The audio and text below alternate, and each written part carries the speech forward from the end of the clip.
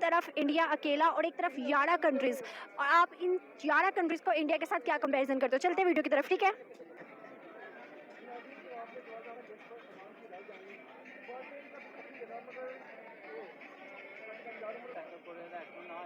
कि एक कंट्री 11 को कम्पीट कर रही है।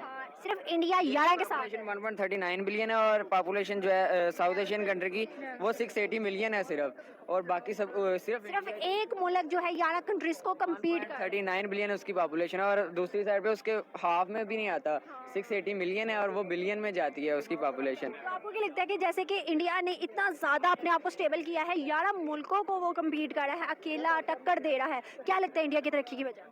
तो तरक्की की वजह तो उनकी अवाम ही है, ज़ाहिरी बात है। अब जैसे कि वीडियो में है कि इंडिया की जो पॉपुलेशन है ना वो 17.52 ऑफ द वर्ल्ड है, और जो दूसरी साइड पे 11 कंट्रीज हैं उनकी सिर्फ ही 8.6 है, और यहाँ पे मिलियन है, यहाँ पे बिलियन है। और पॉपुलेशन उनकी देखा जाए परसेंटेज के अलावा भी 680 मिलियन है और वो 1.3 बिलियन है, तो मिलियन और बिलियन का डिफरेंस तो सबको पता ही मुझे है। लगता है कि चाहे पॉपुलेशन ज़्यादा हो लेकिन आवाम करने वाली हो अगर काम, तो ही मुल्क चलता है ना। पॉपुलेशन कम हो या ज़्यादा हो इसकी कोई बात नहीं होती है। बहुत से कंट्रीज ऐसे हैं जिनकी पॉपुलेशन तो कम है, बहुत छोटे छोटे कंट्रीज हैं, लेकिन वो बहुत उन्होंने ग्रोथ की हुई है। उनकी काम करने की बात है। जी ऐसे ही है, जैसे आप देखें यूएई है, इनकी पॉपुलेशन इतनी नहीं है, बहरीन है, सऊदी अरेबिया है और कुवैत है। ये ऐसे कंट्रीज हैं जिनकी करेंसी बहुत हाई है लेकिन पॉपुलेशन उनकी बहुत कम है। तो आप क्या समझते हो, क्या ये मुल्क, एक अकेला मुल्क जैसे कि 11 मुल्कों को टक्कर दे रहा है, तो क्या आने वाले सालों में 11 मुल्क इसके नीचे काम करेंगे? जाहिर बात है, जैसे बहुत बड़ा डिफरेंस है। इंडिया जो है वो 11 कंट्रीज के मुकाबले में डबल है, 17 और 18, 8 और 17 का डिफरेंस है। दूसरी साइड पे पॉपुलेशन का डिफरेंस भी इतना ज़्यादा है, तो ये चीज़ों को उनको कम्पीट करने के लिए बहुत टाइम चाहिए। तो जब तक वो इसको कम्पीट नहीं कर सकते तो जाहिर बात है इंडिया जो है वो उनके ऊपर ही रहेगा। सिर्फ एक इंडिया और 11 कंट्रीज़ का कंपैरिजन कर रहा है, क्या लगता है आपको?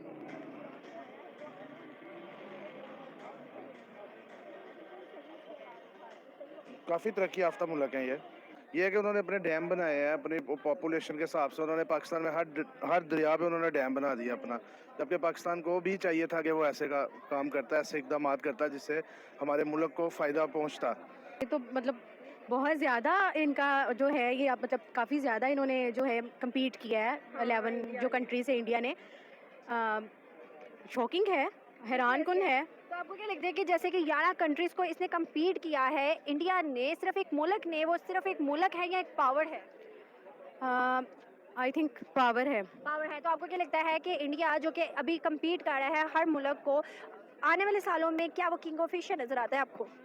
ऑफ कोर्स अगर वो इसी तरह अपनी टेक्नोलॉजी पे, अपनी एजुकेशन पे, अपने मतलब हर शोबा में हर काम पे फोकस करेगा और इस तरह ही काम करता रहेगा तो वाकई वो नज़र आता है कि मतलब वो सुपर पावर बन जाएगा और मतलब बहुत आगे जा रहा है वो फास्ट। तो आपको क्या लगता है कि पाकिस्तान इस सारे सिनेरियो में नजर आता है? इवन आप देखते हो कि पाकिस्तान जो है टेक्नोलॉजीज पे ज़रा काम नहीं कर रहा है एज़ कम्पेयर टू इंडिया ने टेक्नोलॉजीज पे काम किया। आने वाला जो टाइम है वो भी टेक्नोलॉजीज का है।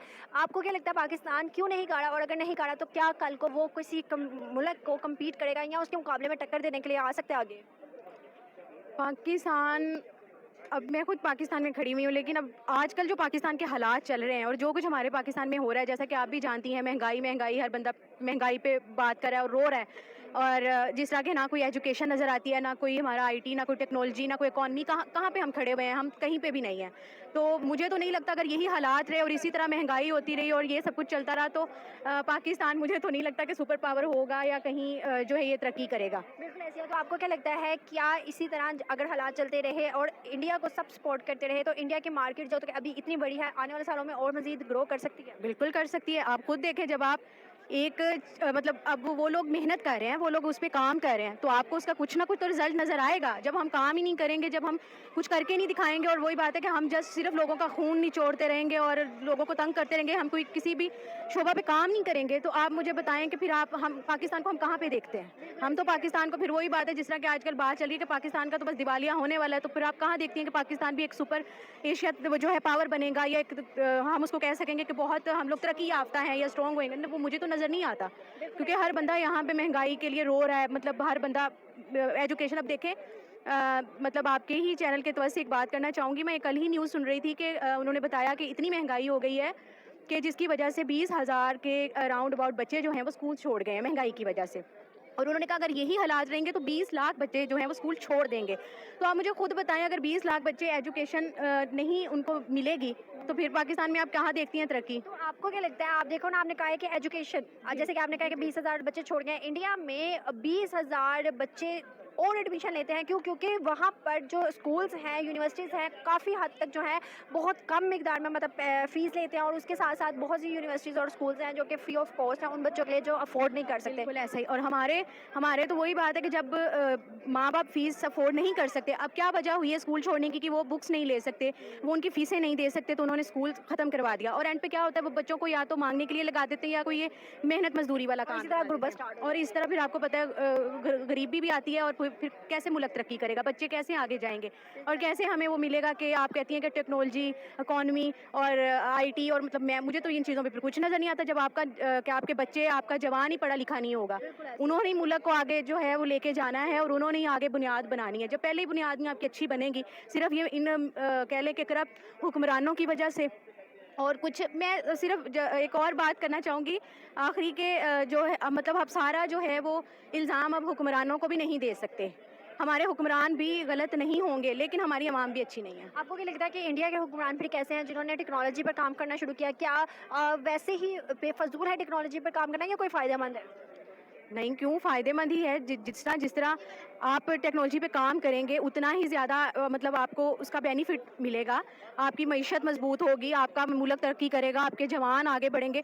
तो आई थिंक उनके फिर वो जो उनके हुक्मरान हैं तो वो इस हक में हैं, तो उनके साथ खड़े हुए हैं, तो इस पे काम हो रहा है, तो वो आगे जा रहे हैं ना आज। कि जिस तरह देखें कि वो 11 मुल्कों से कम्पीट कर रहे हैं, और हम कहाँ पे खड़े हुए हैं? उन 11 मुल्कों में हम भी आते हैं। आते तो हैं, लेकिन हम खड़े कहाँ पे हैं? हम तो बस नंगे हो गए, वही बात है, हमारे तो कपड़े उतार लिए हुक्मरानों ने। जिस तरह शहबाज शरीफ ने कहा था कि मैं अपने कपड़े बेचूंगा, वो क्या अपने कपड़े बेचेंगे? उन्होंने तो हमें मतलब नंगा मंगा करके रख दिया है। कुछ नहीं किया। बिल्कुल ऐसे